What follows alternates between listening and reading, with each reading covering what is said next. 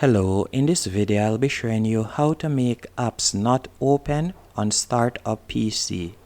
So the first thing you want to do is tap on the start icon in the bottom left hand corner. Then you're going to tap on settings, and once in settings you're going to scroll down a bit and tap on apps, as you can see right here.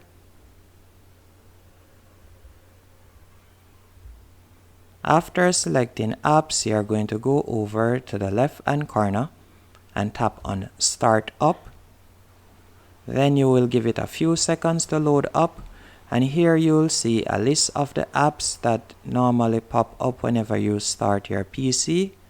And to toggle them off, you'll simply tap on the blue where you see on and tap on off. For example, if I want to turn off Viber, I can simply tap on it. And that's it.